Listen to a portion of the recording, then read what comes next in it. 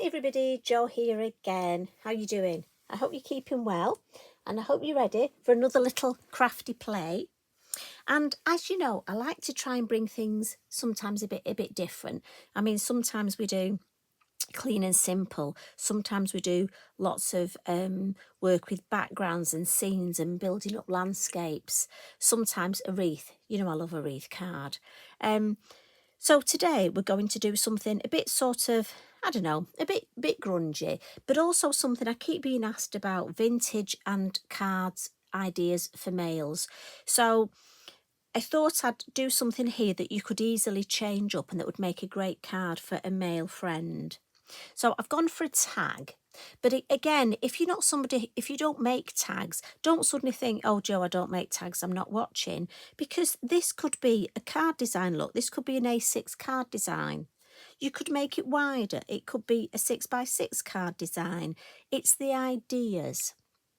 And the reason I've gone for a tag is, if you remember, on a Tuesday on our social media, so our Lavinia for You Facebook group and page, we have on a Tuesday, Tag Tuesday.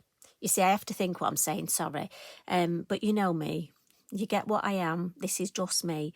And it's nice if everybody just posts a tag. And so the ideas are, you know, Tag Tuesday, pop a design up, and it's lovely because everybody comments on everybody's. So if you're not a member of those pages and groups, go and have a look. We've got Reach Out with Lavinia as well, and it's lovely because it's such a lovely friendly group. And so as I say, this is the offering for today, and it can be easily made vintage. As I say, you could make it a male design, or I've incorporated the heart because I'm thinking, you know, it could be an anniversary card. You know, there's different ways you can take it, and it's just fun to do. And I think a few of you have been in touch and said Mr. Mojo's gone on holiday, and the way to bring him back is do something fun. He can't resist a bit of fun.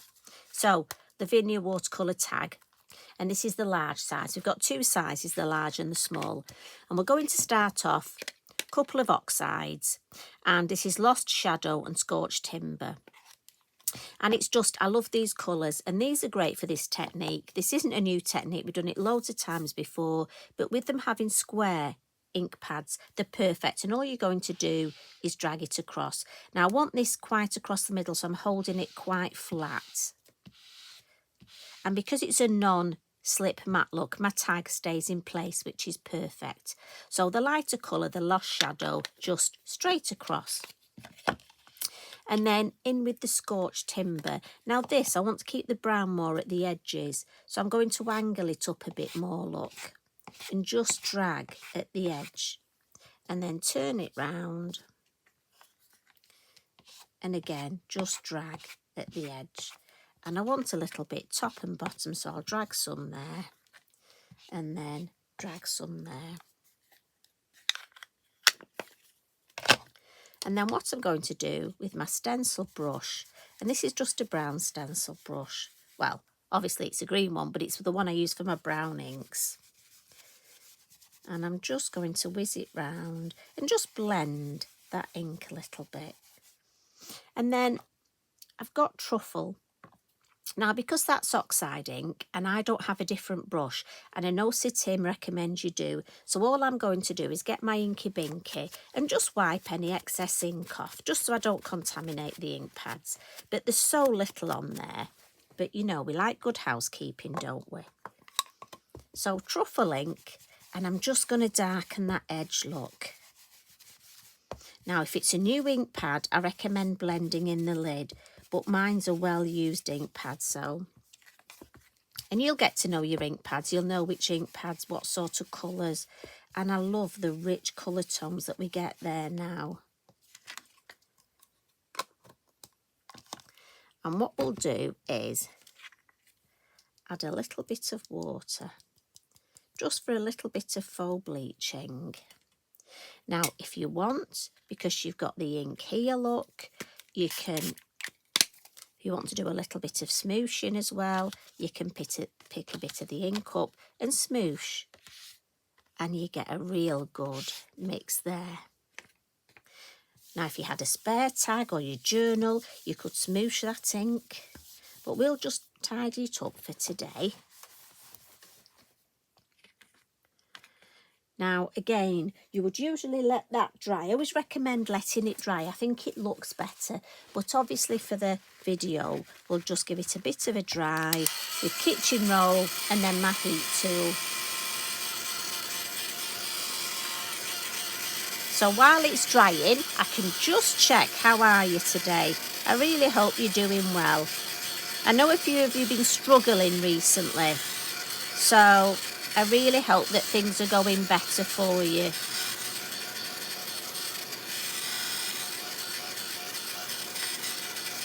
Again, dry from the front and then whiz over to the back.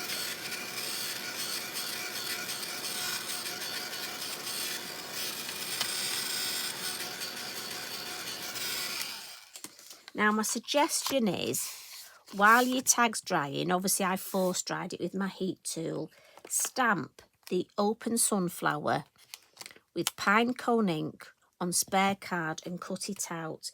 But you'd be glad to know I've done that already, and I fussy cut mine. And just to let you know, when I'm cutting out, I cut round the edge first and then just go around and snip one way and then turn it back and snip the other. And I find that's the quickest way for me. But I didn't think you'd want to watch me doing that. But it's a lovely thing to do while your tag just dries naturally. But as I say, we'll force it dry. I mean, you could have popped in and stayed for another half an hour if you want, but I know some of you are busy. Large hearts. Love this and haven't used it for a while. And we're going for the Pinecone, the darker brown. It's important to look through your stamps. You know as well, if Mr. Mojo's gone, sometimes just looking through your craft stash, looking through your stamps to see which ones you haven't used for a while, it can entice him back. But also, I know a couple of you ladies are caring after husbands and loved ones that aren't well. I'm just going to put this at an angle. And I know it's difficult for you. So maybe if you've got a few minutes, get a tag, get some inks and just some stamps, and then go and do your sitting and your caring. And then maybe when they have a little nap, just come down and make yourself a background, leave it, and then even the following day, maybe stamp it up. Because I know it's not easy. But it would just give you something to take your mind off things. And I think crafting, you know, it really is good for the body and the soul. I think it just helps your mind just go to another place. I love that. And as I say, I haven't used this for a while. And the idea, I thought, look, the sunflower goes right across there, and I love that shape. So I've stamped that first because I want to stamp a couple of stamps around it. And I've gone for Tock, the clock. And I've also gone for the small compass. Now, I was thinking if this was for a retirement card, the reason I've chosen these is anything to do with time, such as, like I say, anniversary or retirement, but also anything to do with somebody travelling. You know, you're following a direction. And that's the idea I had with my choice of stamps. So to stamp these, I'm going to come in with Portobello because I don't want it the same dark brown. I want it slightly lighter, and Portobello's lovely for this. But this is a fabulous stamp for, as I say, retirement, men's cards. I'm going to stamp once there. And then I'm just going to see if I can get, probably won't, but right, I have these little things sometimes. I challenge myself. Now, don't tell anyone because you'll think I'm mad. And I just want to see, look, it was just a bit off, if I could get the centre of the stamp where the eyelet is. But you know what? These things just make me smile. And I know, I'm sorry, I know it means I'm a bit mad, but do you know what? I think we all need to just smile and enjoy our crafting. Right, so I want to pop the edge of one here, and you know, maybe I haven't got time to make myself a mask, so I've just torn a piece of copy paper, and that's roughly that sort of shape there, isn't it? So I can just stamp the clock there. There we go. I'm just going to give that a wipe before I put it down. And then the compass. I'm going to use the same ink. Very useful for any underwater cards, this. But as I say, you can use it for things like if somebody's going away travelling or a gap year. Now, just want to get it up here. So maybe if I put that there, let's have north, going north. I just want that peeping through there. Now, don't worry about that bit missing there. But you know what? What I would do is, let's move that over there, just show you. If that happens, and obviously I hadn't noticed that, just get your charcoal pencils out. And we're just going to add some shade around the heart. But I'll fuzzy that bit there. So if you have a bit like that, just get your charcoal pencils out. I was asked at a workshop a couple of weeks ago the use of charcoal pencils, and I was dying to say they get me out of trouble. Now, I use them a lot for shade, as you know, and I hadn't put any on the original one, but I'm thinking that there, where it had just misstamped, look, fuzzy that edge, and we'll make it look like we were going to do that all along. Now, I think nobody will ever know about that, will they? And my charcoal pencils, sorry, my pastel pencils, like I say, my head today, they just live under my desk. So again, if I make a little faux pas like that, I can just get them and just add that. See, I'm happy with that now. Nobody would ever know. And that's what crafting's all about. It's about just moving. And, you know, if you do something that, I know we're not supposed to say the word mistake, but for me, I did misstamp that, but that's fine. Now it looks like it's just shadow. Now, I thought the background needed a little bit more, so I've gone for a couple of stamps off the Time Flies set. And I've gone for Time Flies and the Wheel of Time. But again, I'm thinking these are ideal men's cards, retirement. We've also got Every Second Counts. Time is of the essence, and time is the most valuable thing we can spend, which it is, isn't it? If you give somebody time, if you just pop and see somebody, just spending time with them.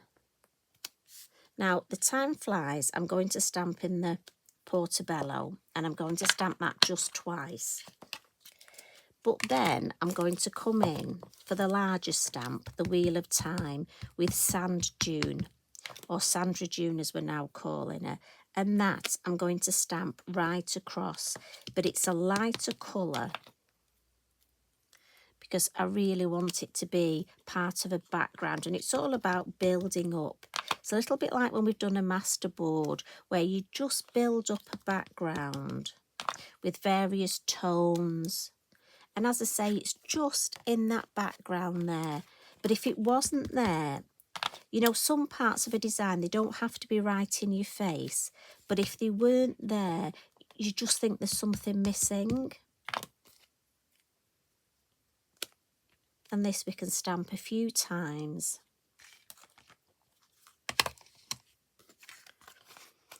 And then we'll move this out because we finished our stamping. When I looked at the design, I just thought the sunflower stands out beautifully because I love those colour tones, but it needed just something just being a little bit richer underneath. So what I did was I got my lemon drop, and just with a large brush, look, I just added.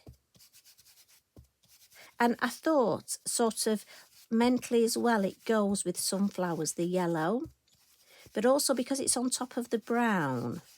So I didn't want to use Sahara, and although that looks like Sahara, it would have been too brown, whereas the lemon drop on top of the brown gives such a lovely tone look. And it's little things like that that for me just make all the difference. So we'll glue this on. Oh, before I do, I'm going to thread my beautiful crafty yarns before I do my gluing. Now, I've chosen 3, and I couldn't tell you which pack they're out of because I just put all my packs in one bag. Now, I would just pop these through, but I know some of you struggle with that.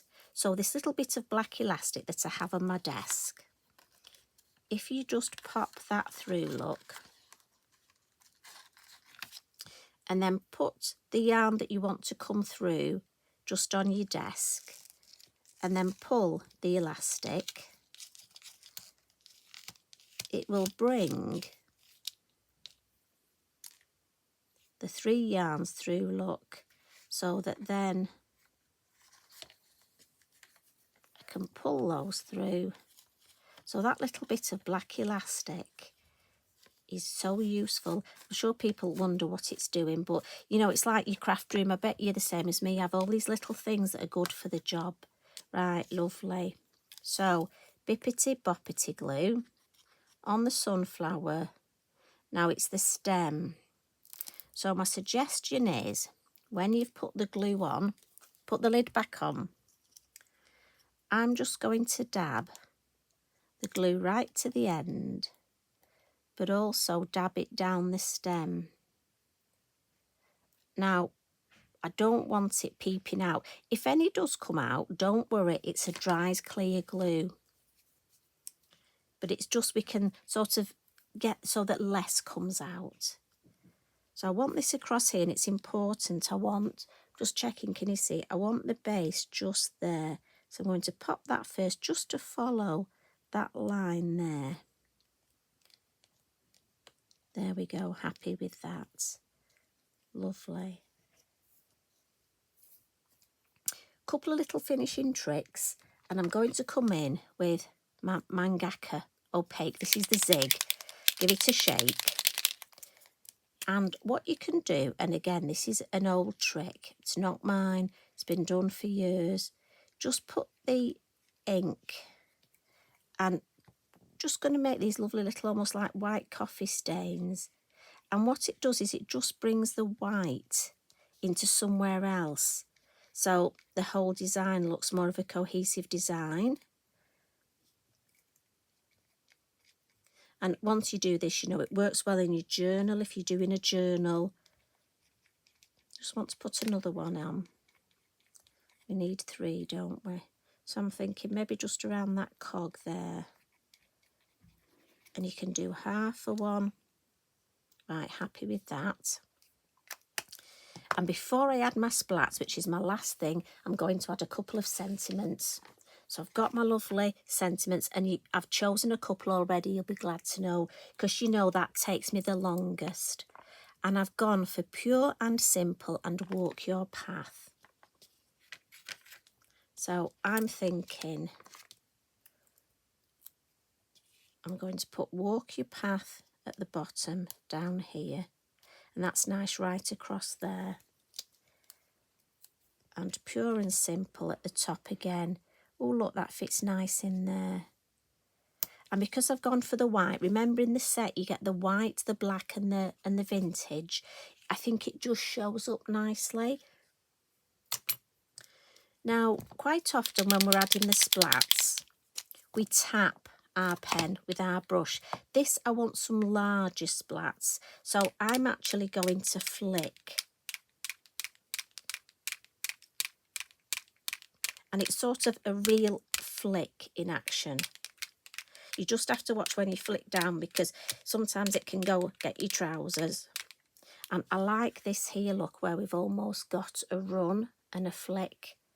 So I just want one across my sunflower. There we go. Right, I'm going to stop with the flicks. And we'll give this a wipe. I've just got to move my feet and stand up. It's not easy because Eric's right under my chair. But you see how we've got these lovely, and I love these almost arty bits.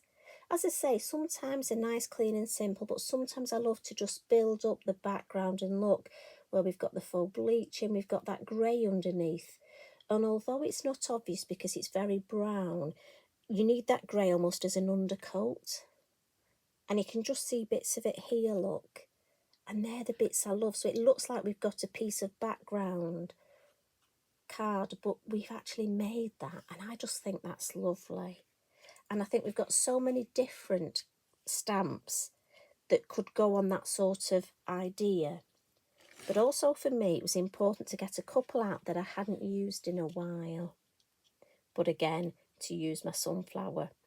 And I'll warn you now, the longest bit will be cutting your sunflower out. But I actually just made myself a brew. I might have got a cheeky biscuit as well. And I just sat and I actually cut the two out together. So thanks as always for joining me. If you have a go at this design or something similar, and I've got to be honest, you know, when they say happy accidents, I think I prefer this heart with the pastel pencil around it. So that was a bonus for me. So if you have a go, please tag me in and share on social media, and that way we can inspire each other, which it's all about, isn't it? So you take care, enjoy the rest of your week, be kind to each other. Love and hugs from me. Bye for now.